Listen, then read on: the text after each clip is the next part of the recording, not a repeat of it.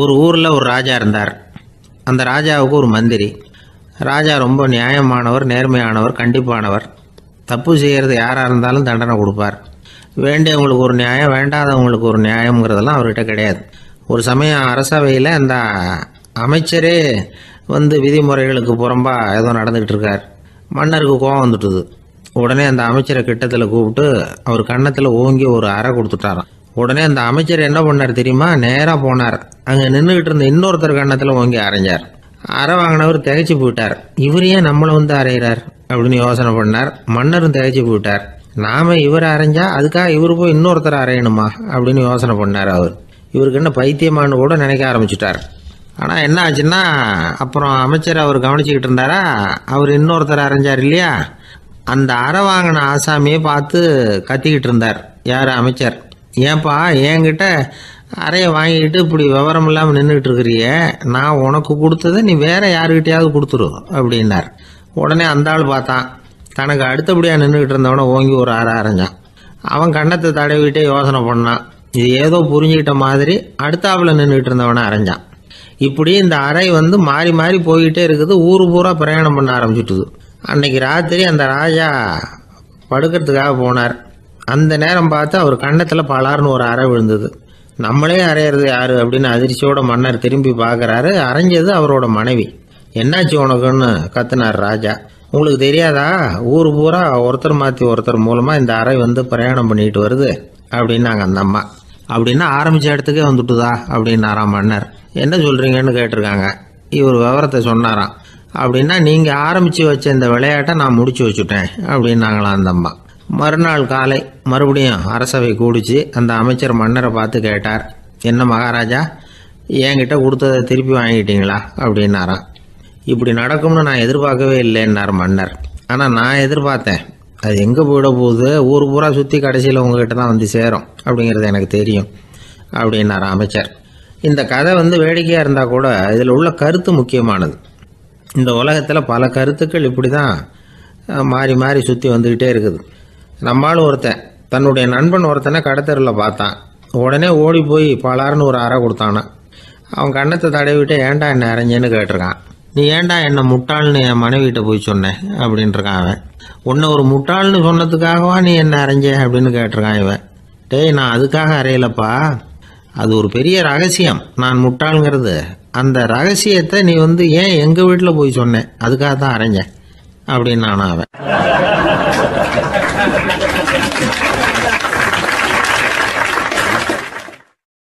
ஒரு ஊரில் ஒரு ராஜா இருந்தார். அவர் ஒரு பூனை வளர்த்தார். ரொம்ப செல்லமாக அவர் அந்த பூனையை வளர்த்தார். அவர் என்ன பண்ணுவார் தெரியுமா? இரவு நேரத்தில் அந்த பூனையோட தலையில் ஒரு விளக்கை வச்சுருவார். அந்த பூனை ரொம்ப ஜாக்கிரதையாக அந்த விளக்கு கீழே விழுந்துடாமல் பார்த்துக்கும். தலையை ஆட்டாமல் ரொம்ப நிதானமாக ராஜா பின்னாடி நடந்து போய்கிட்டே இருக்கும். அந்த விளக்கு வெளிச்சத்தில் எல்லா வேலைகளையும் செஞ்சுருவார். கையில் ஒரு விளக்கை தனியாக எடுத்துகிட்டு போக வேண்டிய அவசியமே இல்லை. விளக்கை தூக்கிட்டு போகிற வேலையை அந்த பூனை பார்த்துக்கும். அதனால் ராஜாவுக்கு அந்த பூனை மேலே ரொம்ப பிரியம். மந்திரிகளையெல்லாம் கூப்பிட்டு அவங்கக்கிட்ட சொல்லுவார், பார்த்தீங்களா இந்த பூனை எவ்வளவு விசுவாசமாக நடக்குது, என் பேரில் எவ்வளவு மரியாதை பார்த்தீங்களா அதுக்கு அப்படிம்பார். இதை கேட்டுவிட்டு அங்கிருந்த அமைச்சர்களில் ஒருத்தர் சொன்னார், மன்னா நீங்கள் சொல்கிறது சரிதான், இருந்தாலும் இந்த பூனையோட விசுவாசத்தை நாம் கொஞ்சம் சோதித்து பார்க்க வேண்டியிருக்கு அப்படின்னாராம்.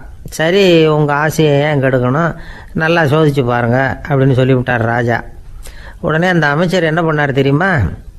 எங்கேயோ புறப்பட்டு போனார். ஒரு 5-6 எலிகளை பிடிச்சிட்டு வந்தார். அரண்மனையில் ராஜா ஏதோ வேலை பார்த்துக்கிட்டு இருக்கிறாரு. பக்கத்தில் அந்த பூனை ரொம்ப பணிவாக நின்றுக்கிட்டு இருக்குது. அது தலையில் விளக்கு எரிஞ்சிக்கிட்டு இருக்கு.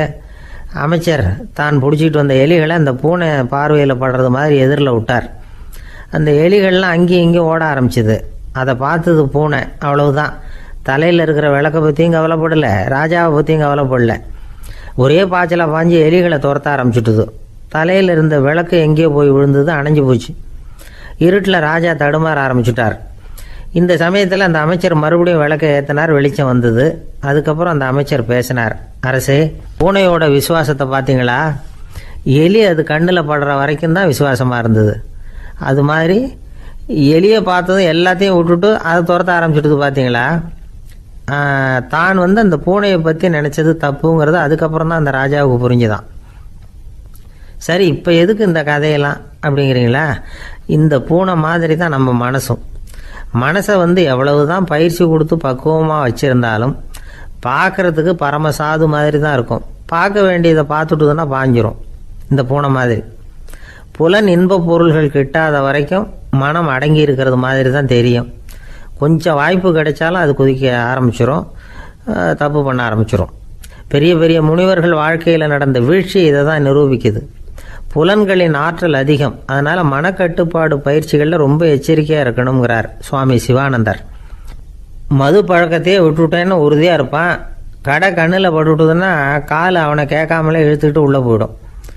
இதுதான் மனசுங்கிறது. அதுதான் அந்த ராஜா வளர்த்த பூனை.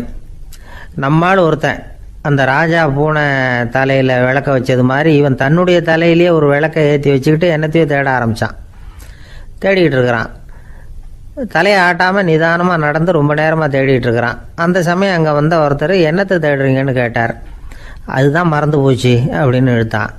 சரி, கொஞ்சம் இப்படி உட்காருங்க, ஞாபகம் வந்ததும் தேட ஆரம்பிக்கலாம் அப்படின்னார் அவர். இவன் கொஞ்ச நேரம் உட்காந்து யோசித்தான். அப்புறம் திடீர்னு எழுந்திரிச்சான். ஞாபகம் வந்துட்டுதுன்னா. என்னன்னு கேட்டார். எங்கள் வீட்டில் இருந்த விளக்கை எங்கே வச்சேன்னு தெரியல, அதை தான் தேடிக்கிட்டு இருக்கிறேன், ஏற்றி வைக்கலாம்னு பார்க்குறேன் அப்படின்னா.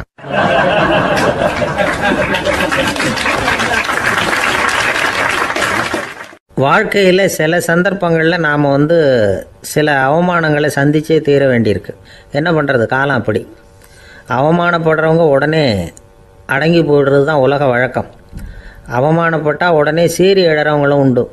ஆனால் அதையே ஒரு சவாலாக எடுத்துக்கிட்டு முன்னுக்கு வர்றவங்களும் சில பேர் இருக்கிறாங்க. அவங்க ரொம்ப அபூர்வம். இன்றைக்கி மனோதத்துவ நிபுணர்கள்லாம் என்ன சொல்கிறாங்க தெரியுமா? அவமானப்பட்டுட்டா உடனே அடங்கி போயிடக்கூடாதான். அதையே ஒரு சவாலாக எடுத்துக்கிட்டு மனசில் ஒரு வைராக்கியத்தோடு முயற்சி பண்ணினா வாழ்க்கையில் எல்லாரும் முன்னேறலாமா. அவமானங்கிறத நாம் வைராக்கியமாக மாற்றிக்கணும். அதுதான் வெற்றிக்கு வழி. ராமர் இந்த பூமியில் பிறந்ததே ஒரு வைராக்கியத்தினால தான் சார் அப்படின்னார் ஒருத்தர். எப்படிங்க அது அப்படின்னு கேட்டேன். அவர் சொன்னார், தசரதருக்கு ராமர் குழந்தையாக பிறக்கணும், அப்போ தான் இங்கே இருக்கிற கஷ்டங்கள்லாம் நீங்கும் அப்படின்னு சர்வ லோகமும் எதிர்பார்த்துக்கிட்டு இருக்குது. ஆனால் அவர் எப்போ பிறப்பார் அப்படின்னு யாருக்கும் தெரியல. அந்த காரியம் சீக்கிரம் நடக்கணுமே, அதுக்கு என்ன பண்ணுறது? நாரதர் வந்தார் ஒரு நாள் தசரதரை தேடி. தசரதா, உனக்கு ஒரு செய்தி தெரியுமான்னு ஆரம்பித்தார். அவர் எப்பவும் இப்படித்தானே ஆரம்பிக்கிறது வழக்கம். என்ன விஷயம்னு கேட்டார் தசரதர். தசரதா, நீ அடிக்கடி உன்னோட தேரில் ஏறிக்கிட்டு தேவலோகத்துக்கு போகிற, அங்கே போகிற வர்ற எல்லாம் பண்ணிகிட்ருக்க, எல்லாம் சரி. தேவலோகத்துலேயும் உன்னை நல்லபடியாக தான் வரவேற்கிறாங்க.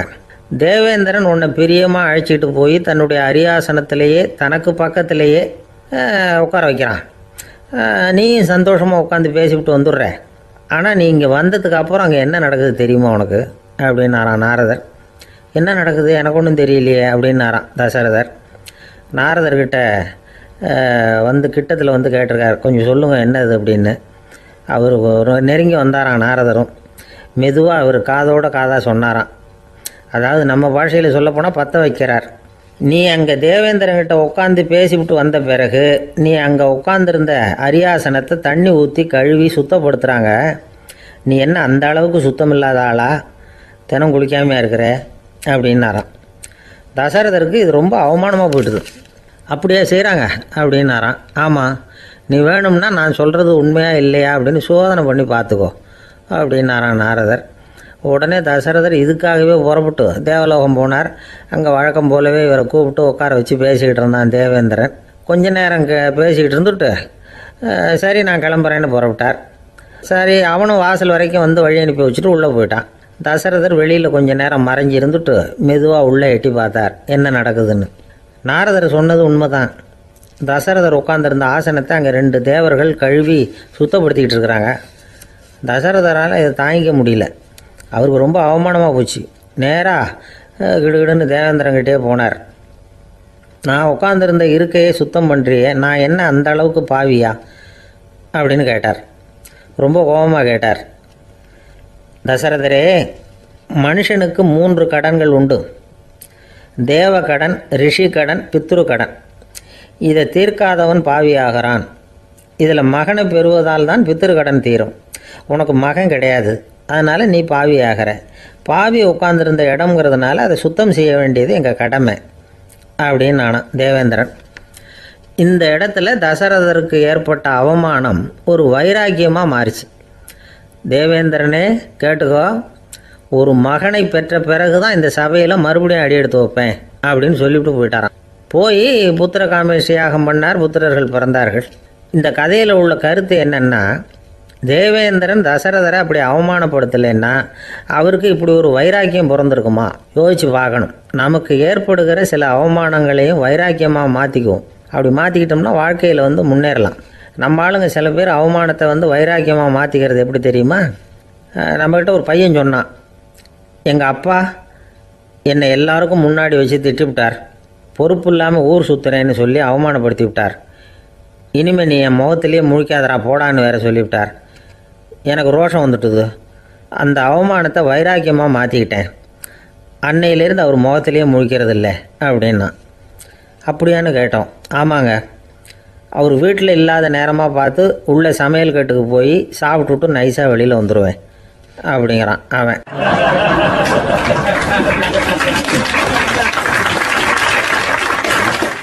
எனக்கு இது மட்டும்தான் சார் தெரியும், இதை தவிர வேறு எதுவும் தெரியாது அப்படின்னு சொல்லிக்கிட்டே காலம் தள்ளுறவங்க ரொம்ப பேர். அவங்கெல்லாம் கஷ்டப்பட வேண்டியிருக்கும். ஒருத்தர் தன்னுடைய தொழிலில் ரொம்ப கெட்டிக்காரராக இருக்கலாம். அதுக்காக எப்பவும் அதே ஞாபகத்தில் இருந்துக்கிட்டு உலகியல் அறிவு இல்லாமல் இருந்துடக்கூடாது. அது ஆபத்து. இதுக்காக நம்ம தாத்தா பாட்டிலாம் ஒரு கதை சொல்லுவாங்களே, கேள்விப்பட்டிருக்கீங்களா? ஒரு சமயம் ஒரு 4 பேர் சேர்ந்து வெளியூருக்கு பிரயாணம் போனாங்களாம். அந்த 4 பேர் எப்படி தெரியுமா? ஒருத்தர் வேதாந்தி, இன்னொருத்தர் சங்கீத வித்வான், 3வது ஆள் வைத்தியர், 4வது ஆள் ஜோசியர். இவங்க 4 பேரும் நண்பர்கள். அதனால் சேர்ந்து புறப்பட்டாங்க. வழியில் ஒரு ஊரில் தங்கினாங்க. இருட்டி போச்சு. அதனால் இன்றைக்கி ராத்திரி இங்கேயே தங்கி இருந்துட்டு நாளைக்கு புறப்படலாம் அப்படின்னு தீர்மானம் பண்ணாங்க. சாப்பாட்டுக்கு என்ன பண்ணுறது? அங்கேயே கடத்தெருவுக்கு போய் சாமான்லாம் வாங்கியாந்து சமைச்சு சாப்பிட்லாம்னு முடிவு பண்ணாங்க. 4 பேர் இருக்கிறதுனால ஆளுக்கு ஒரு காரியமாக செய்யலாம் அப்படின்னு வேலையை பிரிச்சுக்கிட்டாங்க. வைத்தியர் கறிகாய் வாங்க போனார், வேதாந்தி எண்ணெய் வாங்க போனார், ஜோசியர் பலசரக்கு வாங்க போனார், சங்கீத வித்வானுக்கு சமைக்கிற வேலை. எல்லாம் சரி. ஆனால் நடந்தது என்ன தெரியுமா? கடைத்தெருவுக்கு காய்கறி வாங்க போனார்ல வைத்தியர், அங்கே போய் மார்க்கெட்டில் பார்த்தார். ஒவ்வொரு கறிகாயாக எடுத்து பார்த்தார். இது பித்தம், உடம்புக்கு ஒத்துக்காது, இது வாயு, உடம்பு ஒத்துக்காது அப்படின்னு ஒவ்வொன்றா தள்ளினார். கடைசியில் ஒன்றுமே தேரல, வெறுங்கையோடு திரும்பி வந்துக்கிட்டு இருக்கிறார். எண்ணெய் வாங்க போனார் வேதாந்தி, அவர் ஒரு தொன்னையில் எண்ணெயை வாங்கினார். பேசாமல் அதை எடுத்துகிட்டு வர வேண்டியது தானே, முடியல. அவருடைய வேதாந்த மூளை சிந்திக்க ஆரம்பிச்சுட்டுது. இந்த தொன்னைக்கு எண்ணெய் ஆதாரமா அல்லது எண்ணெய்க்கு தொன்னை ஆதாரமா அப்படிங்கிற ஆராய்ச்சியில் இறங்கினார். என்னாச்சு தெரியுமா? அப்படி கவுத்து பார்த்தார். வாங்கின எண்ணெய் பூராவையும் வழியில் கொட்டிவிட்டு வெறும் தொன்னையோடு சேர்ந்தார். பலசரக்கு வாங்க போனார் ஜோசியர், அவர் ஒரு வழியில் பார்த்தாரு. வழியில் வந்தவங்களெல்லாம் அங்கங்கே ஒரு மரத்தடியில் உட்கார வச்சு அவங்களுக்கெல்லாம் ஆர்வம் சொல்ல ஆரம்பிச்சிட்டார். அப்படி ஒவ்வொருத்தராக சொல்லி முடிச்சுட்டு கடத்தருக்கு போய் சேர்ந்தார். இவர் அங்கே போய் சேர்றதுக்குள்ளே ரொம்ப நேரம் ஆகிட்டுது. கடையெல்லாம் பூட்டி விட்டு போயிட்டாங்க.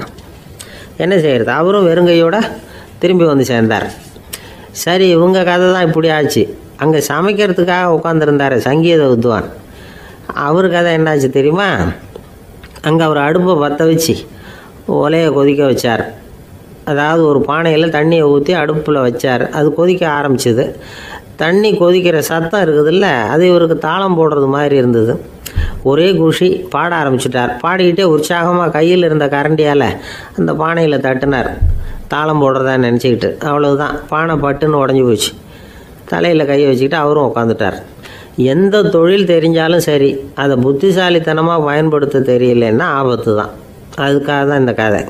ஒரு பஸ்ஸு டிரைவர் ரொம்ப கெட்டிக்காரரு.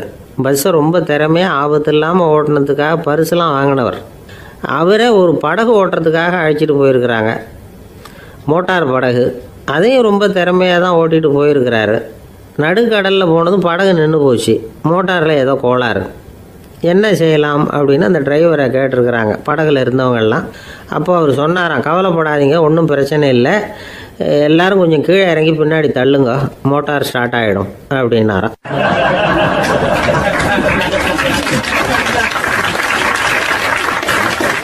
ஒரு ஊரில் ஒரு ராஜா இருந்தார். அவர் ஒரு நாள் காலையில் அரண்மனையில் மேல் மாடத்தில் வந்து நின்றுக்கிட்டு இருந்தார். அப்போ ஒரு ஆள் வீதியில் ரொம்ப வேகமாக ஓடிக்கிட்டு இருக்கான். அதை ராஜா கவனிச்சார். அவன் மனசில் ஏதோ ஒரு தவிப்பு இருக்குங்கிறத புரிஞ்சுக்கிட்டார். உடனே அரண்மனை சேவகர்களை கூப்பிட்டார். அந்த ஆளை இங்கே அழைச்சிட்டு வாங்க அப்படின்னார். இவங்க ஓடி போய் அந்த ஆளை அழைச்சிட்டு வந்தாங்க. மன்னர் முன்னாடி நிறுத்தினாங்க. மன்னர் அவனை நிமிர்ந்து பார்த்தார். எதுக்காக இவ்வளோ வேகமாக ஓடிக்கிட்டு இருக்கிற அப்படின்னு கேட்டார். இதுக்கு அவன் சொன்னான், மன்னா, நம்ம கோட்டையின் வடக்கு வாசல் இருக்கு இல்லையா, அது ஓரமாக ஒரு பெரிய பாறாங்கல் கிடக்கு.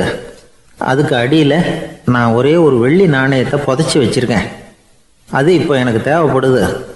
என்னுடைய மனைவிக்கு ஒரு பரிசு வாங்கி கொடுக்க வேண்டியிருக்கு. அதுக்காக தான் அவசரமாக ஓடிக்கிட்டு இருக்கிறேன் அப்படின்னா. மன்னர் யோசனை பண்ணார். அப்புறம் சொன்னார், அதுக்காகவா இப்படி ஓடுற? பரவாயில்ல, அதை பற்றி கவலைப்படாத. நான் உனக்கு 10 வெள்ளி காசுகள் தர்றேன், வாங்கிட்டு திரும்பி போ அப்படின்னார். இவன் தலையை சொரிஞ்சான். மன்னா, நீங்கள் கொடுக்கறத ரொம்பவும் மகிழ்ச்சியோடு வாங்கிக்கிறேன். இருந்தாலும் அதுக்கப்புறம் அந்த வடக்கு வாசலுக்கு போய் அங்கே இருக்கிற ஒரு நாணயத்தையும் எடுத்துக்கிட்டு போயிடுறேனே அப்படின்னானா. இதை பாருப்பா, அந்த ஒரு நாணயத்தை மறந்துடு, உனக்கு 100 வெள்ளி நாணயங்கள் தரேன் இருக்கார். மன்னா, ரொம்ப மகிழ்ச்சி. உங்கள் மாதிரி தாராள குணம் வேற யாருக்கும் வராது. நீங்கள் கொடுக்குற 100 நாணயங்களையும் வாங்கிக்கிறேன். இருந்தாலும் வடக்கு வாசலுக்கு போய் அதையும் எடுத்துக்கிட்டா 101 ஆகிடுமே அப்படின்னானா. இதை பாருப்பா, அந்த ஒரு நாணயத்தை மறந்துடு, அது எக்கேடாவது கெட்டு போகட்டும். நான் உனக்கு 100 பொற்காசுகள் தரேன், அதையாவது வாங்கிட்டு வந்த வழியிலேயே திரும்பி போடுன்னாரான். தங்க நாணயங்களே தரேன்னு சொல்கிறீங்க, தாராளமாக வாங்கிக்கிறேன். இருந்தாலும் வடக்கு வாசலுக்கு போய் அப்படின்னு மறுபடியும் ஆரம்பித்தான். அரசர் வந்து பொறுமை இழந்துட்டார். கடைசியாக ஒரு முடிவுக்கு வந்துட்டார். இதை பாருப்பா, உனக்கு என்னுடைய ராஜ்யத்திலேயே பாதியை கொடுத்துட்றேன், அப்படியாவது திருப்தியாக திரும்பி போ அப்படின்னாராம். மன்னா, உங்களுடைய பெருந்தன்மைக்கு ஈடு இணையே கிடையாது. தேசத்திலேயே பாதி பிரித்து கொடுக்குறேன்னு சொல்கிறீங்க. அதனால் உங்ககிட்ட ஒரு சின்ன வேண்டுகோள் அப்படின்னானா. சொல்லுன்னாராம் மன்னர் ஆர்வமாக. இவன் மெதுவாக ஆரம்பித்தான். அப்படி இந்த ராஜ்யத்தை 2ஆக பிரிக்கிறப்போ அந்த வடக்கு வாசல் இருக்கிற பக்கத்தை என்கிட்டயே கொடுத்துருங்கோ அப்படின்னானா. மன்னர் அசந்து போயிட்டார். இந்த கதை எதுக்காகன்னு கேட்டால், மனம்ங்கிறது ஒரு குரங்குங்கிறத புரிஞ்சுக்கிறதுக்காகத்தான். உன்னை பிடிச்சிக்கிட்டா லேசில் விடாது. அப்படிப்பட்ட மனசை அறிவு தான் வழி நடத்தணும். அதில் தான் வாழ்க்கையின் வெற்றி அடங்கியிருக்குது. ஒரு சின்ன பையன் தெருவில் அழுதுகிட்டு இருந்தான். ஏன்பா அழுவுறேன்னு ஒரு பெரியவர் கேட்டார். 1 ரூபா காசை இங்கே தொலைச்சுட்டேன் அப்படின்னா. சரி, அதுக்காக அழாத, அதுக்கு பதிலாக 10 ரூபா தரேன், இந்தா வச்சுக்கோன்னு கொடுத்தாரு. அந்த 10 ரூபாயை வாங்கி சட்டப்பையில் போட்டுக்கிட்டு அதை விட அதிகமாக சத்தம் போட்டு அழ ஆரம்பிச்சுட்டான். மறுபடியும் ஏன்டா அழறேன்னு கேட்டார் பெரியவர். அந்த 1 ரூபாயும் கிடச்சிட்டுதுன்னா இப்போ என்கிட்ட 11 ரூபா இருக்குமே, இப்போ 10 ரூபா தானே இருக்குது அப்படின்னு சொல்லிவிட்டு அழறான்.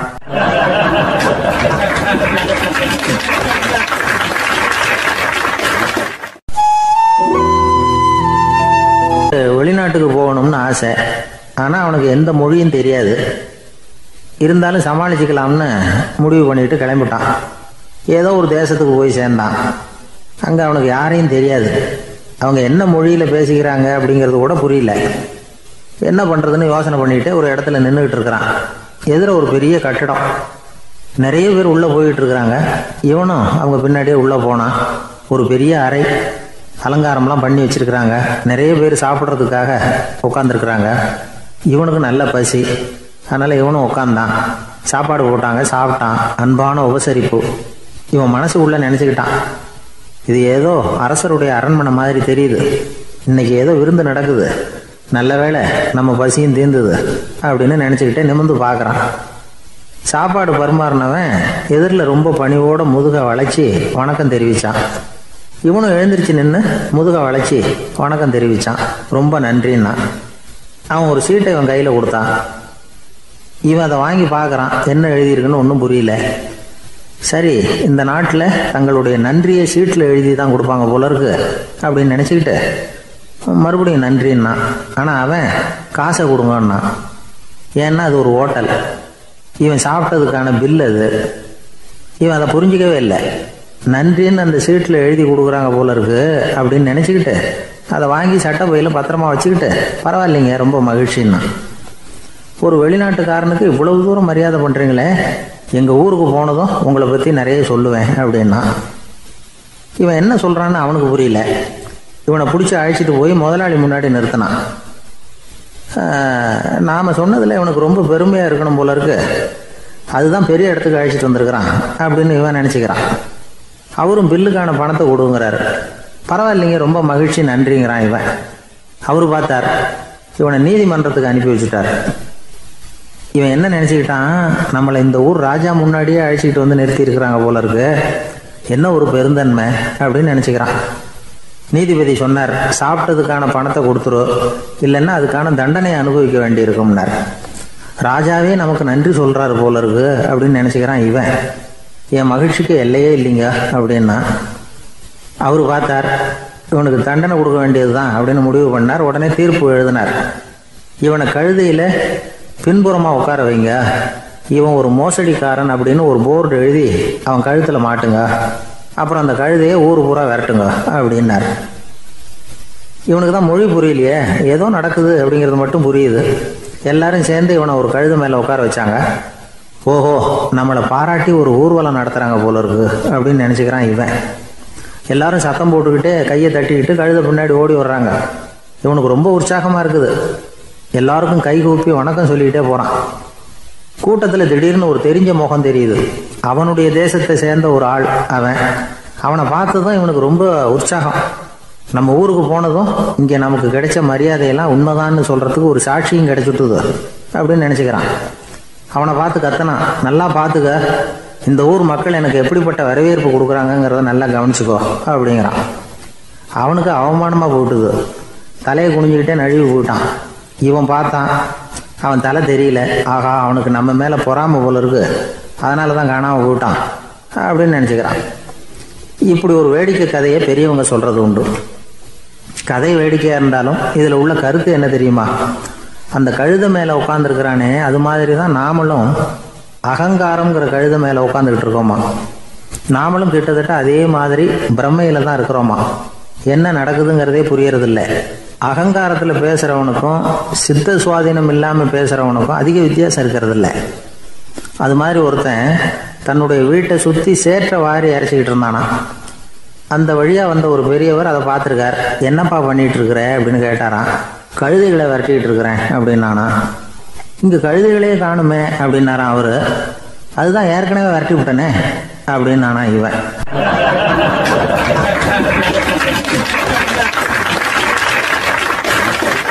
சங்கீத வித்வான்களில் பல வகை உண்டு. சில குறிப்பிட்ட ராகங்களை பாடுறதில் அவங்களுக்கு பெருமை வர்றது உண்டு. ஆனால் ஒருத்தர் இருந்தார், அவரால் ஒரு ராகத்துக்கே பெருமை வந்தது. அந்த ராகத்தை அவர் வாசித்து கேட்கணும் அப்படின்னு சொல்லுவாங்க. அது என்ன ராகம்னா தோடி ராகம். சரி, அந்த வித்வான் யாருன்னா அவர் தான் திருவாவடுதுறை ராஜரத்னம் பிள்ளை. பேராசிரியர் கல்கி ஒரு சமயம் தம்முடைய பத்திரிகையில் எழுதினாராம். அதை அப்படியே படிக்கிறேன் கேளுங்களேன். ஆகா, ஸ்ரீ ராஜரத்னம் பிள்ளையின் தோடி ஆலாபனையை முதலில் கேட்டபோது அவருடைய கற்பனையை விட்டு தள்ளுங்கள். நம்முடைய மனதில் என்னென்ன இன்பமயமான கற்பனைகள் எல்லாம் உதித்தன. குழந்தை தாயிடம் கொஞ்சம் குரலை கேட்டோம், அன்னை குழந்தையிடம் கொஞ்சம் குரலை கேட்டோம், ரதியும் மன்மதனும் பேசிக்கொண்ட காதல் மொழிகளை கேட்டோம், முருகன் சிவபெருமான் செவிகுளிர மொழிந்த உபதேசத்தை கேட்டோம், கலைமகள் கவிஞனுக்கு அருளிய ஆசி மொழிகளை கேட்டோம், நாரத முனிவருடைய தம்பூரா சுருதியை கேட்டோம், ராவணன் தன் எலும்பை ஒடித்து வீணையாகச் செய்து வாசித்த கானத்தை கேட்டோம், கானப்பறவைகளின் கலகல ஒலியை கேட்டோம், கோலக்குயில்களின் குரல் இனிமையை கேட்டோம். இப்படிலாம் பேராசிரியர் கல்கி விமர்சனம் எழுதியிருக்கிறார். திருவாவடுதுறை ராஜரத்னம் பிள்ளை அவர்களுடைய வாசிப்பை கேட்டுட்டு டிஎன் ராஜரத்னம் பிள்ளை இறந்து போனார். அப்போது கவிஞர் கண்ணதாசன் எழுதினார், செவியனில் ஓடி எங்கள் சிந்தையில் ஓடி இந்த புவியெல்லாம் ஓடி நின்பார் பொங்கிய தோடி வேறிங்கு எவரிடம் போகும் ஐய இனி அதை காப்பார் யாவர் அவிந்தனின் சடலத்தோடே அவிந்தது தோடிதானும் அப்படின்னு எழுதினாராம். அந்த அளவுக்கு அவருடைய தோடியை ரசித்தவர்கள் உண்டு.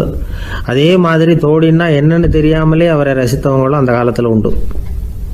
அதாவது ஒரு பெரிய சபையில் இவர் வாசிச்சுக்கிட்டு இருக்கிறார். பாதியில் ஒரு பெரிய மனுஷன் உள்ளே வந்தார். அவர் உடம்புல பட்டு வேஷ்டி, ஜருகை, அங்கவஸ்திரம், வாயில் வெத்தலை, வாசனை புகையில, காதில் வைரக்கடுக்கன், கழுத்தில் தங்க சங்கிலி, கை விரல் பூரா மோதிரம், கையில் ஒரு வெள்ளி வெத்தலை புட்டி, உதவிக்கு 2 பேர் பக்கத்தில். இவ்வளவு பந்தாவோடு வரார் கச்சேரி கேட்குறதுக்கு. இப்படி வந்தவர் முதல் வரிசையில் வந்து உட்காந்தார். வித்வான் வாசித்து முடித்ததும் இவர் அவரை பார்த்து, ஐயா, நீங்கள் தோடி வாசிக்கிறதுல ரொம்ப கெட்டிக்காரர்னு கேள்விப்பட்டிருக்கேன், அதை கேட்கறதுக்காக தான் மெனக்கிட்டு வந்திருக்கிறேன், அதை வாசிங்களேன் அப்படின்னாராம் இந்த பெரியவர். ராஜரத்னம் பிள்ளைக்கு ஒன்றும் புரியல. ஏன்னா இது வரைக்கும் அவர் வாசிச்சுக்கிட்டு இருந்ததே அந்த தோடி ராகத்தை தான். அதை வாசித்து முடித்ததும் அதை வாசிங்களேன்னு இவர் கேட்குறார். அப்படின்னா இவரோட ஞானம் எப்படிப்பட்டது? இவ்வளவும் கேட்டுட்டு இப்படி கேட்குறாரே அப்படின்னு அவர் யோசிச்சிருக்கிறார் ராஜரத்னம் பிள்ளை. உடனே என்ன பண்ணார் தெரியுமா? பக்கத்தில் ரொம்ப சாதுவாக சுருதி போட்டுக்கிட்டு இருந்த ஒரு முதுகில் ஓங்கி ஒரு குத்து விட்டாராம். அவருக்கு ஒன்றும் புரியல, எதுக்கு நம்மளை அடிக்கிறார் இவர், நம்மளை குத்துறாரு வித்வான்னு. அவர் அதிர்ச்சியால் இவர் நிமிர்ந்து பார்த்துருக்கார். அப்போ ராஜரத்னம் பிள்ளை சொன்னாராம், ஏய்யா, ஐயா பெரிய மனுஷன், என்னுடைய பரம ரசிகர், தோடி ராகம் கேட்கணுங்கிறதுக்காக இவ்வளவு தூரம் வந்திருக்கிறார், வந்து வரிசையில் உட்காந்துருக்கார். நீ இந்த சமயம் பார்த்து தோடி ராகம் வாசிக்கிற நாதஸ்வரத்தை வீட்டில் வச்சுட்டு வந்துட்டியே, இப்போ ஐயாவுக்காக அந்த ராகத்தை நான் எப்படி வாசிக்கிறது அப்படின்னு சொல்லிவிட்டு மறுபடியும் முதுகில் ஒரு அடி கொடுத்தாராம். அடி வாங்கினவருக்கே சிரிப்பு அடக்க முடியலையா.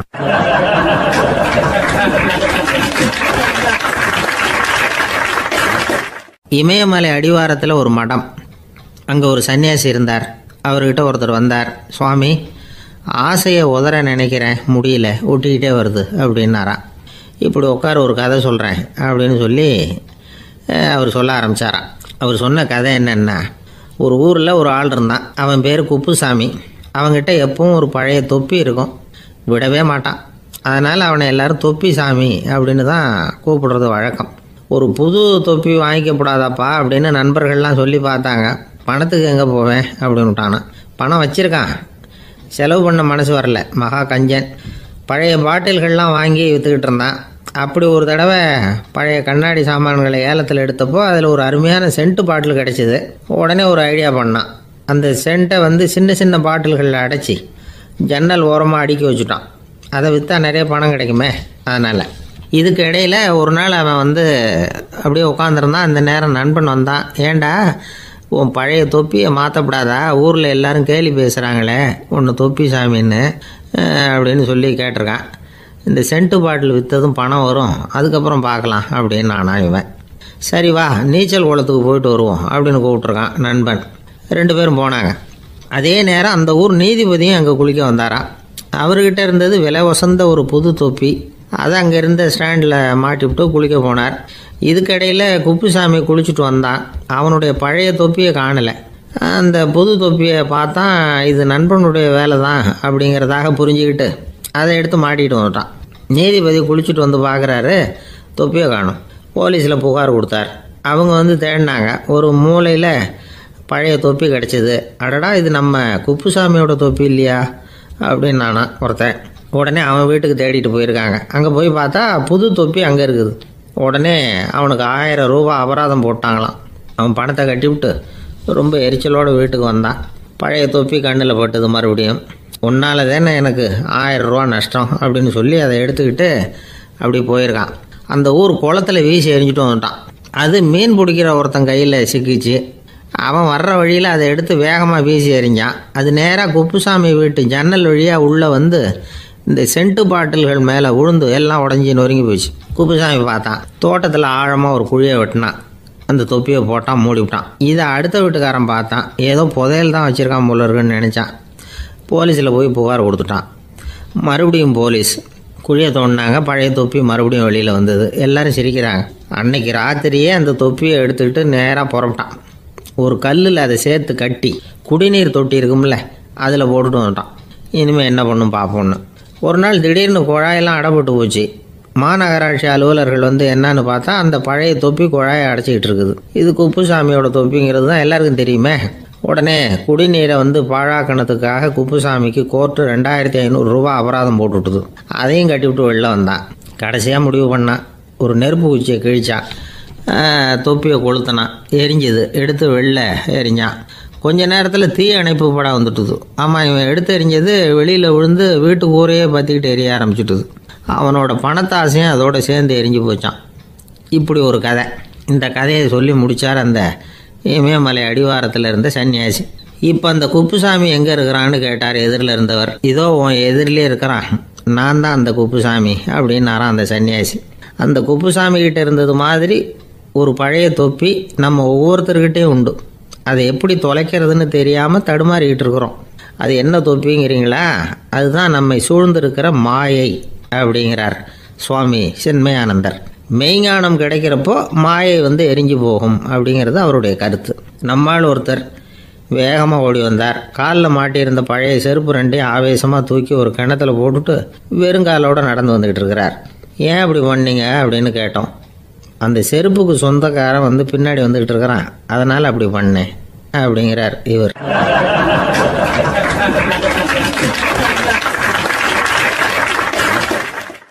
ஒரு கடைக்கு போனேன், 5 ரூபா பணத்தை எடுத்து கொடுத்தேன். ஒரு தினசரி பத்திரிகையை கேட்டேன். அவர் உடனே அங்கே அடுக்கி வச்சுருந்த பத்திரிகையில் ஒன்று எடுத்து என் கையில் கொடுத்தார். வாங்கிக்கிட்டேன். மீதி பணத்தை எடுத்தார். அதையும் என் கையில் கொடுக்கணும்ல, கொடுக்கல. எதிரில் இருந்த பலகையில் வச்சு எடுத்துக்க சொன்னார். எப்பவும் அவர் அப்படி தான் பண்ணுவார். நானும் எடுத்துக்கிட்டு வந்துடுவேன். இவர் ஏன் இப்படி பண்ணுறாருங்கிறது எனக்கு ரொம்ப நாளாக ஒரு சந்தேகம். ஒரு நாள் அவர்கிட்டயே இதை கேட்டுவிட்டேன். ஏங்க, நீங்கள் உங்கள் கடைக்கு பொருள்கள் வாங்குறவங்களுக்கு நீங்கள் பாக்கி சில்லறையை கொடுக்குறப்போ பலகையில் வச்சு விட்றீங்க, கையில் கொடுக்க மாட்டேங்கிறீங்களே, ஏன் அப்படின்னு கேட்டேன். காசை கையில் கொடுத்தா நம்மக்கிட்ட இருக்கிற லட்சுமி போயிடுவா சார் அப்படின்னார். அதாவது பணம் செலவாயிடும் அப்படின்னு அர்த்தமா. இன்னொரு நண்பர், அவர் ஒரு நாள் வழக்கத்துக்கு மாறாக ரொம்ப சோகமாக உட்காந்துருக்கிறார். ஏங்க என்னாச்சு, ஏன் இப்படி கப்பலே கவிழ்ந்தது மாதிரி உட்காந்துருக்குறீங்க அப்படின்னு கேட்டேன். கப்பலே கவிழ்ந்திருந்தா கூட நான் இப்படி கவலைப்பட மாட்டேன் சார், வேற ஒன்று நடந்து போச்சுன்னார். என்னன்னு கேட்டேன். என் உச்சந்தலையில் பல்லி ஒன்று விழுந்துட்டுதுன்னார். அதுக்காகவா இப்படி அப்படின்னு ஆச்சரியப்பட்டேன். ஆமாங்க, பல்லி உச்சந்தலையில் விழுந்தால் பலன் என்னன்னு பஞ்சாங்கத்தில் பார்த்தேன், மரணம்னு போட்டிருக்கு அப்படின்னு சொல்லிவிட்டு அவர் தொடர்ந்து கவலைப்பட ஆரம்பிச்சிட்டார். இப்படியும் ஒருத்தர், என் கூட வேலை பார்க்குற ஒருத்தர் எப்படி தெரியுமா, தினமும் வலது காலை வச்சு தான் ஆஃபீஸுக்கு உள்ளே நுழைவார். என்னைக்காவது தவறுதலாக இடது காலை வச்சு உள்ளே வந்துட்டார்னா அன்னைக்கு பூரா மனசு சங்கடப்படுவார். எந்த வேலையும் சரியாக ஓடாது. கேரம் போர்டு ஆடுற ஒருத்தர் எப்போ ஆட உட்காந்தாலும் ஸ்ட்ரைக்கரை கை தவறி கீழே விழுற மாதிரி பண்ணி அதுக்கப்புறம் அதை எடுத்துக்கிட்டு ஆட உட்காருவார். ஏன்னா எப்போது ஒரு தடவை நிஜமாகவே அது கை தவறி கீழே விழுந்திருக்குது. அன்னைக்கு பிரமாதமாக ஜெயிச்சுட்டார். உடனே ஒரு முடிவுக்கு வந்துட்டார், கை தவறுனா லாபம் அப்படின்னு. அதுக்கப்புறம் அதையே பழக்கமாக்கிக்கிட்டார். பூனை குறுக்க போனால் சகுனம் சரியில்லைன்னு நினைக்கிறவங்க உண்டு. ஆனால் ஒருத்தர் எப்படி தெரியுமா, அவர் வெளியில் கிளம்புற சமயம் பக்கத்து வீட்டு ரேடியோவில் மியாவ் மியாவ் பூனை குட்டின்னு பாட்டு சத்தம் கேட்டால் கூட போதும், சகுனம் சரியில்லைன்னு பிரயாணத்தை கேன்சல் பண்ணிவிடுவார். இப்போ இவ்வளவும் எதுக்கு சொல்கிறோம்னா, அளவுக்கு மீறின சகுன நம்பிக்கைகள் இருக்குது பாருங்கள், இதோட பயமும் சேர்ந்துக்கிட்டதுன்னு வச்சுக்கோங்க, இது ஒருத்தருடைய மனநிலையை பாதிச்சிடும். இது உளவியல் நிபுணர்கள் சொல்கிற கருத்து. வாழ்க்கையே தடுமாற வச்சிரும். பாதுகாப்பு இல்லாத உணர்வு, ஒரு விதமான டிப்ரெஷன் மனநிலை, இதெல்லாம் தான் இதுக்கு காரணமாக அமையலாம். சில பேர் காய்கறி நறுக்க கத்தியை கையில் எடுத்தால் கூட நேரம் சரியாக இருக்கா அப்படின்னு பார்த்துட்டு தான் வேலையை ஆரம்பிக்கிறது வழக்கம். அறிவு தான் மனசுக்கு வாத்தியாராக இருக்கணும், அப்போ தான் வாழ்க்கை நிம்மதியாக இருக்கும். அறிவு மனசு சொல்கிறபடியெல்லாம் கேட்க ஆரம்பிச்சுட்டுதுன்னா இடைஞ்சல் தான். ஒருத்தருக்கு 7ஆம் நம்பர் தான் ராசியான நம்பரான். 7ஆம் தேதி தான் எந்த காரியத்தையும் ஆரம்பிப்பாராம். 7 எழுத்து வர்றது மாதிரி பேரை மாற்றி வச்சுக்கிட்டார். 7 மணிக்கு தான் தினமும் எழுந்திருப்பார். 7ஆம் நம்பர் வீட்டில் தான் குடியிருக்கார். கல்யாணம் கூட 7ஆம் தேதி தான் பண்ணிக்கிட்டார். அவர் ஒரு நாள் குதிரை பந்தயத்துக்கு போனாராம். குதிரையோட பேரையெல்லாம் பார்த்தார். ஒரு குதிரையோட பேர் 7 எழுத்தில் அமைஞ்சிருந்தது. 7 தானே இவருக்கு அதிர்ஷ்ட நம்பர். அதனால் உடனே அது பேரில் பணத்தை கட்டினார். பந்தயம் நடந்தது. என்ன சார் ஆச்சுன்னு கேட்டாங்க. நான் பணம் கட்டின அந்த என்னோட குதிரை 7ஆவதாக சேர்ந்தது சார் அப்படின்னாராம் சோகமாக.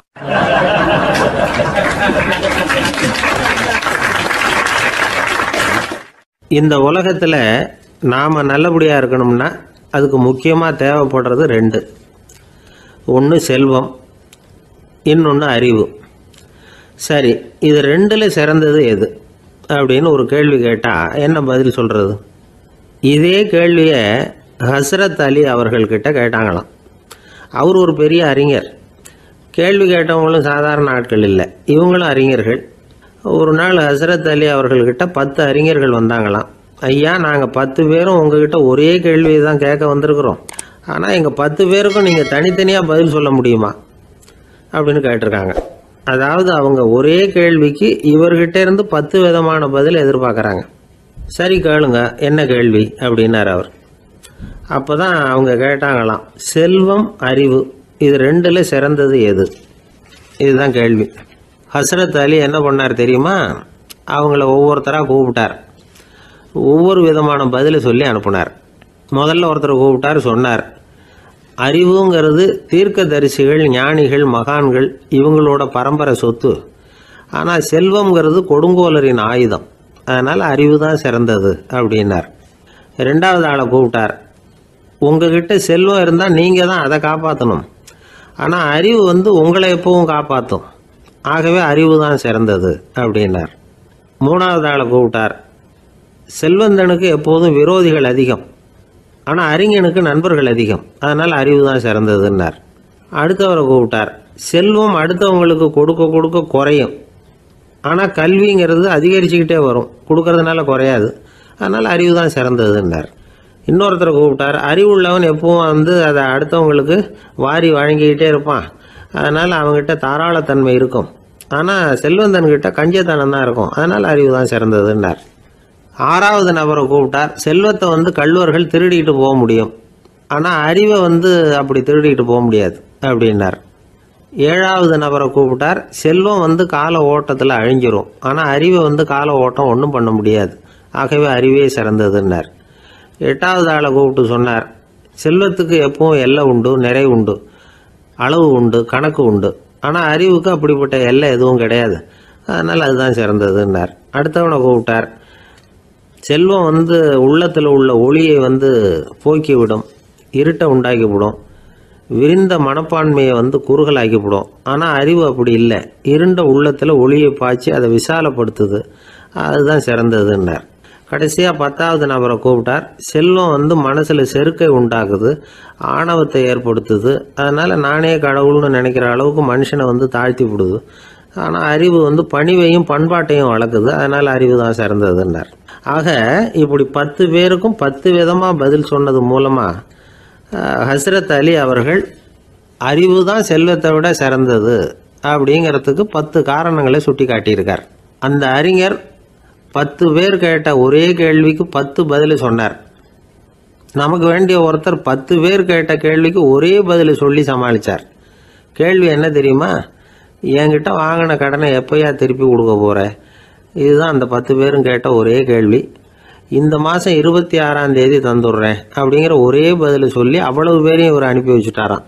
எல்லாரும் போனதுக்கப்புறம் இவரை தனியாக கூப்பிட்டு கேட்டிருக்கிறாங்க. அது என்ன சார் கணக்கு, 26ஆம் தேதி அன்னைக்கு என்ன அதிசயம் நடக்க போகுது அப்படின்னு கேட்டிருக்காங்க. அதிசயம் அன்னைக்கு இல்லை, அதுக்கு நாளே நடக்க போகுதுன்னாராம்.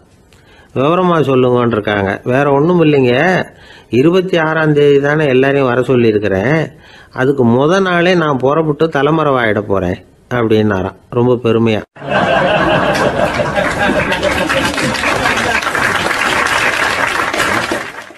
ஒரு இலக்கிய கூட்டம் ஏற்பாடு பண்ணியிருக்கிறோம், நீங்கள் அவசியம் அதில் பேசணும் அப்படின்னு கேட்டுக்கிட்டார் ஒருத்தர்.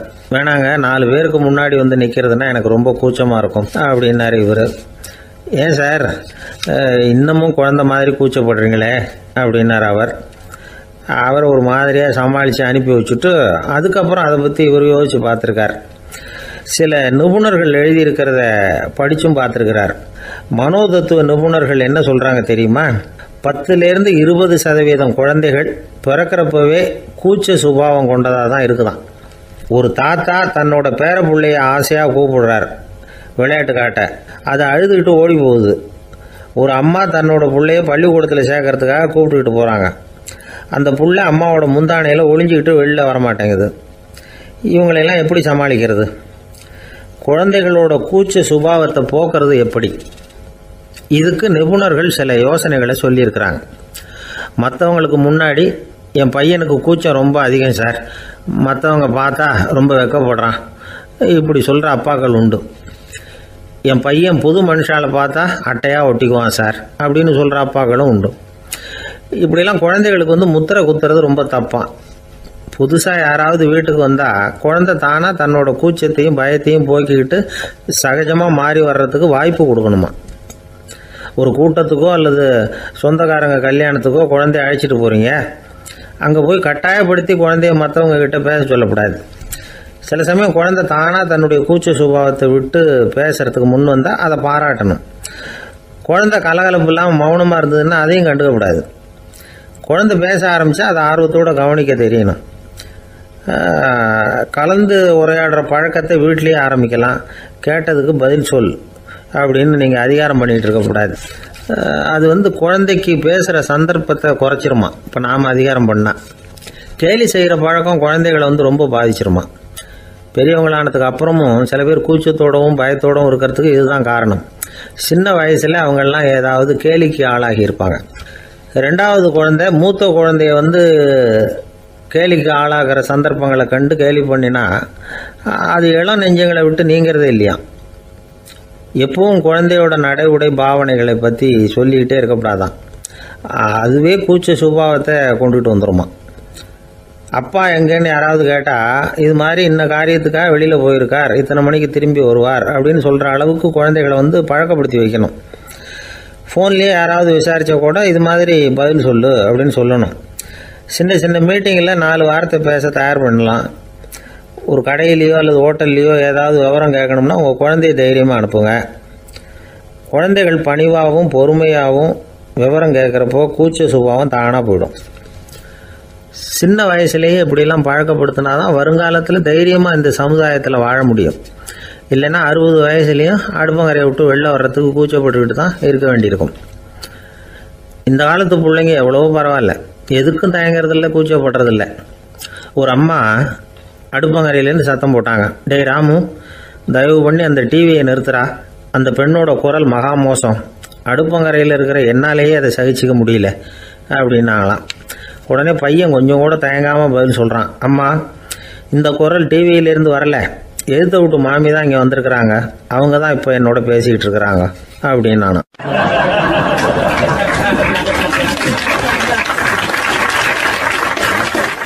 வங்க நாவலாசிரியர் சரத் சந்திரர் ஒரு நண்பர் அவர்கிட்ட வந்தார்.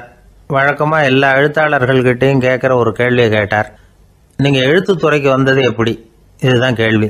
அதை தெரிஞ்சு என்ன பிரயோஜனம்னார் சரத் சந்திரர். சும்மா சொல்லுங்களேன், தெரிஞ்சுக்கிறேன் அப்படின்னார் வந்தவர். சரி சொல்கிறேன்னு ஆரம்பித்தார். நான் ரங்கூனில் வேலை பார்த்துக்கிட்டு இருந்தேன். சம்பளம் பத்தில், வேலையும் பார்த்துக்கிட்டு ஒரு பலசரக்கு கடை வைக்கலாம்னு நினச்சேன்.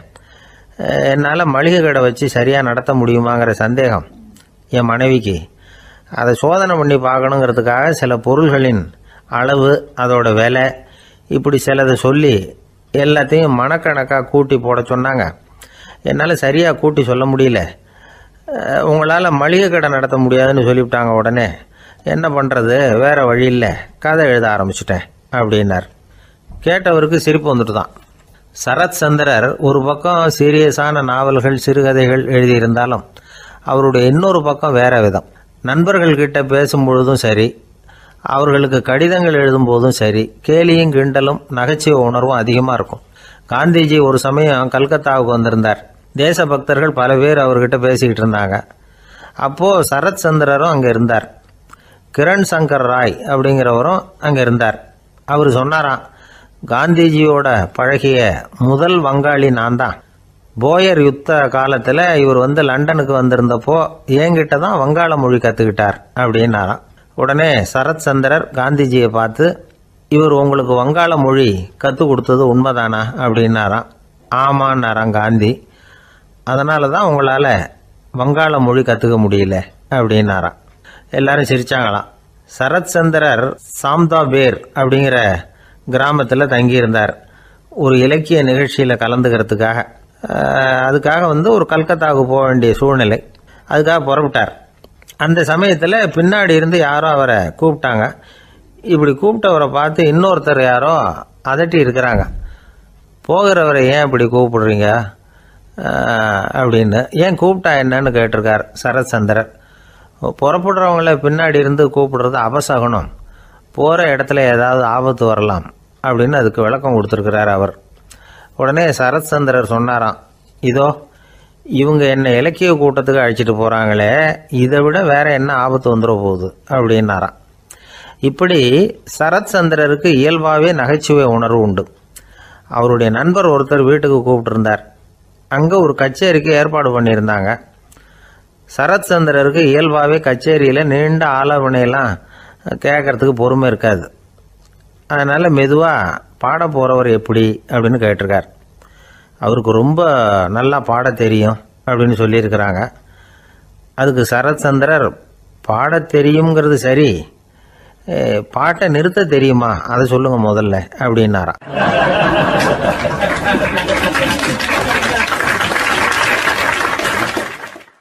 ஒரு பெரியவர் உட்கார்ந்துருக்கிறார். அவரை சுற்றி அவருடைய தோழர்கள் உட்கார்ந்துருக்கிறாங்க. ஏதோ ஒரு முக்கியமான செய்தியை அவர் அவங்களுக்கு சொல்லிகிட்டு இருக்கிறார். அவங்களும் ஆர்வமாக கேட்டுக்கிட்டு இருக்கிறாங்க. இந்த சமயத்தில் யாரோ ஒரு ஆள் வேகமாக அங்கே வர்றார். வர்ற வேகத்திலேயே எனக்கு ஏதாவது உதவி செய்யுங்க அப்படின்னு கேட்டுக்கிட்டே வர்றார். கேட்கறது உதவி, ஆனால் குரல் மிரட்டுறது மாதிரி இருக்குது, அதட்டி கேட்கறது மாதிரி இருக்குது. இதை கேட்டதும் அந்த பெரியவர் ஆத்திரப்படலை, ஆனால் அவரை சுற்றி இருந்தவங்க ஆத்திரப்பட்டாங்க. இதை பெரியவர் கவனித்தார். கொஞ்சம் அமைதியாக இருங்கன்னார். வந்தவரை கூப்பிட்டார். அவருக்கு சில பொருள்களை கொடுத்தார். என்னங்க இப்போ உங்களுக்கு மகிழ்ச்சி தானே அப்படின்னார். அப்படின்னு அலட்சியமாக அவர் சொல்கிறார்.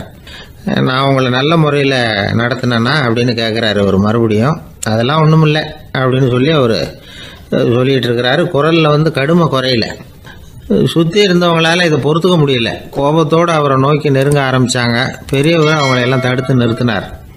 வந்தவரை வாங்க என்னோட அப்படின்னு சொல்லி அழைச்சிட்டு போனார். வீட்டுக்கு போனார். அங்கே போனதும் இன்னும் சில பொருள்களை எடுத்து அவர்கிட்ட கொடுத்தார். இப்போ திருப்தி தானே, நான் உங்ககிட்ட நல்ல முறையில் நடந்துக்கிட்டேனா அப்படின்னார். அவர் முகம் இப்போ தான் கொஞ்சம் மலர்ந்தது. ரொம்ப நன்றி, இறைவன் உங்கள் குடும்பத்துக்கு எல்லா நன்மைகளையும் செய்வான் அப்படின்னு சொன்னார். இதே வார்த்தைகளை என்னுடைய தோழர்கள்கிட்டே சொல்லிட்டீங்கன்னா அவங்க கோபம் தணிஞ்சிரும், வர முடியுமான்னார். கண்டிப்பாக வர்றேன் அப்படின்னாரு. மறுநாள் காலையில் அந்த இடத்துக்கு வந்தார். அதே மாதிரி சொல்லிவிட்டு அவர் போயிட்டார். தோழர்கள்லாம் ரொம்ப வியப்போடு பெரியவரை பார்த்தாங்க. அந்த பெரியவர் தான் நபிகள் நாயகம். அவர் சொன்னார், ஒருத்தன் ரொம்ப ஆசையாக ஒரு ஒட்டகத்தை வளர்த்துக்கிட்டு வந்தான். ஒரு நாள் அந்த ஒட்டகம் கயத்தை அறுத்துக்கிட்டு ஓடி போயிட்டுது. அக்கம் பக்கத்தில் இருக்கிறவங்கெல்லாம் அந்த ஒட்டகத்தை பிடிக்கிறதுக்கு முயற்சி பண்ணாங்க. அதை துரத்திக்கிட்டு ஓடினாங்க. ஒட்டகம் தாறுமாறாக ஓட ஆரம்பிச்சிது. இந்த சமயத்தில் ஒட்டகத்தை வளர்த்தவன் அங்கே ஓடி வந்தான். நீங்கள் அதை ஒன்றும் செய்ய வேணாம், விட்டுருங்க, அதோட சுபாவம் எனக்கு நல்லா தெரியும், அதை சுலபமாக என்னோட வழிக்கு கொண்டுகிட்டு வந்துட முடியும், நான் பார்த்துக்கிறேன், விட்டுருங்கோ அப்படின்னா. எல்லாரும் விலைக்கு போயிட்டாங்க. இவன் என்ன செஞ்சான் தெரியுமா? கொஞ்சம் புல்லை கையில் எடுத்துக்கிட்டு அந்த ஒட்டகத்தை நெருங்கினான். அவ்வளவுதான். அது ஓடி இவன் காலடியில் உட்காந்துக்கிட்டது. செல்லமாக அதை அப்படியே தடவி கொடுத்தான். முதுகில் ஏறி உட்காந்துக்கிட்டான். அது பாட்டுக்கு சாதுவாக நடந்து போகுது. இந்த கதையை நபிகள் நாயகம் தம்முடைய தோழர்களுக்கு சொல்கிறார். ஒட்டகத்தை மட்டும் இல்லை, சில மனிதர்களையும் கூட சில விதத்தில் அணுகி தான் அவர்களை சீர்திருத்த வேண்டியிருக்குது அப்படிங்கிறத அவங்களுக்கு உணர்த்தினார். இது ஒரு அழகான உளவியல் அணுகுமுறை. சில குடும்ப தலைவர்கள் கூட இந்த ஒட்டகம் மாதிரி நடந்துக்கிறது உண்டு, அப்புறம் அடங்கி போகிறதும் உண்டு. ஒரு குடும்ப தலைவர் காலையில் எழுந்திரிச்சதுலேருந்து சத்தம் போட்டு கத்திக்கிட்டு இருப்பார். பக்கத்தில் இருந்தவங்கலாம் ஓடி போய் சமாதானம் பண்ணி பார்த்தாங்க. அவர் ஓயறது மாதிரி தெரியல. கடைசியில் அவர் மனைவி வந்தாங்க. நீங்கள் எல்லாம் விலைக்கு போயிடுங்க, அவர் சுபாவம் எனக்கு தெரியும், நான் பார்த்துக்கிறேன் அப்படின்னாங்க. சரின்னு எல்லாரும் போயிட்டாங்க. சாயந்தரமாக பார்க்குறாங்க, அவர் சத்தம் இல்லாமல் ஒரு மூலையில் உட்காந்துருக்கிறார். ரொம்ப சாதுவா. ஆச்சரியமாக இருந்தது. என்னம்மா பண்ணீங்கன்னு கேட்டாங்க. அது ஒன்றும் இல்லைங்க, ஒரு வேளை சாப்பாட்டை நிறுத்தினேன், பட்னி போட்டேன், அவ்வளவுதான் அப்படின்னாங்க அந்த அம்மா.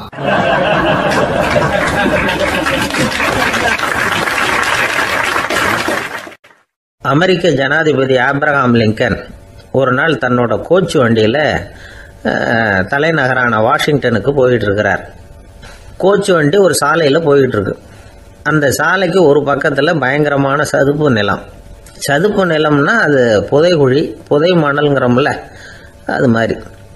அந்த சதுப்பு நிலத்தில் யாராவது மாட்டிக்கிட்டா அவ்வளோதான், ஆளை கொஞ்சம் கொஞ்சமாக உள்ளே அமுக்கிவிடும், தப்பிச்சு கரையிறது கஷ்டம். அப்படிப்பட்ட நிலம் அது.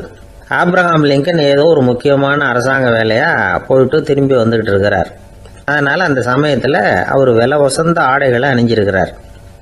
அப்படி அவர் அந்த கோச்சு வண்டியில் வந்துக்கிட்டு இருக்கிறாரு. அந்த சமயத்தில் ஒரு காட்சி அவர் கண்ணில் போட்டுவிட்டது. என்ன தெரியுமா?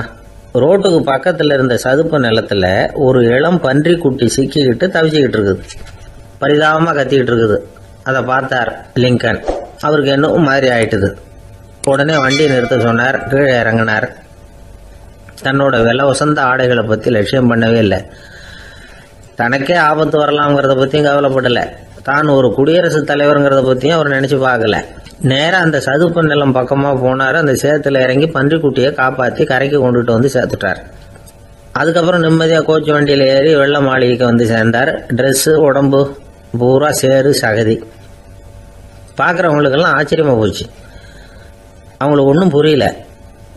இவர் நேராக ட்ரெஸ்ஸு மாற்றிக்கிறதுக்காக போனார். கோச்சு வண்டி ஓட்டிகிட்டு வந்தவங்கிட்ட போய் எல்லாரும் கேட்டாங்க என்ன ஆச்சு அப்படின்னு. அவர் வர்ற வழியில் நடந்த விவரத்தை சொன்னார். ஆபிரகாம் லிங்கனுடைய இந்த இறக்க குணத்தை எல்லாரும் பாராட்டினாங்களாம், புகழ்ந்தாங்களாம். ஆனால் இதுக்கு லிங்கன் என்ன பதில் சொன்னார் தெரியுமா? தயவு பண்ணி இந்த புகழ்ச்சியான பேச்சையெல்லாம் ஒதுக்குங்க, அதெல்லாம் வேணாம். அந்த சின்ன பிராணி சகதியில் மாட்டிக்கிட்டு துடிச்சிக்கிட்டு இருந்தது. அதை பார்த்தேன். உடனே என்னுடைய இதயத்தில் ஒரு முள்ளு தைச்சது மாதிரி ஒரு உணர்வு. அந்த முள்ளை பிடுங்கி எறிஞ்சேன், அவ்வளவுதான். உண்மையில் அந்த பிராணிக்கு நான் உதவினேங்கிறத விட எனக்கு ஏற்பட்ட இன்னலை போக்கிக்கிட்டேன் அப்படிங்கிறது தான் உண்மை. அதுதான் பொருத்தம். அப்படி இருக்கிறப்போ இதில் புகழறதுக்கு என்ன இருக்குது அப்படின்னார் ஆபிரகாம் லிங்கன். எவ்வளவு யதார்த்தமான வார்த்தைகள் பாருங்க. இந்த காலத்தில் நம்மளையும் பல பேர் அப்படி உண்டு. நீச்சல் தெரியாத ஒரு ஆள் தண்ணியில் இறங்கிட்டான். தண்ணி ஆழம்ங்கிறது அப்புறமா தான் தெரிஞ்சுது. தத்தளிக்க ஆரம்பிச்சுட்டான். வாழ்னு கத்துறான். கரையில் நின்றுட்டு இருந்த ஒருத்தர் இதை பார்த்தார். உடனே அவருக்கு இதயத்தில் முள்ளு தைச்சது மாதிரி ஒரு உணர்வு. உடனே குபீர்னு தண்ணியில் பாய்ஞ்சார். அவரை காப்பாற்றி கரைக்கு கொண்டுட்டு வந்து சேர்த்தார். இதை பார்த்துக்கிட்டு இருந்த இன்னொருத்தர் காப்பாற்றின அந்த ஆளை பாராட்டி புகழ்ந்தார். என்ன புகழாதீங்க சார் அப்படின்னார் அவர். ஏன்னு கேட்டார் இவர். நான் அந்த ஆளை ஏன் காப்பாற்றினேன் தெரியுமா? அவன் நேற்றுக்கு என்கிட்ட 300 ரூபா கடன் வாங்கியிருக்கிறான். இவன் தண்ணியில் போட்டான்னா நான் கொடுத்த கடனும் தண்ணியில் போடும். அதனால தான் விழுந்து காப்பாற்றினேன் அப்படின்னா அந்த ஆள்.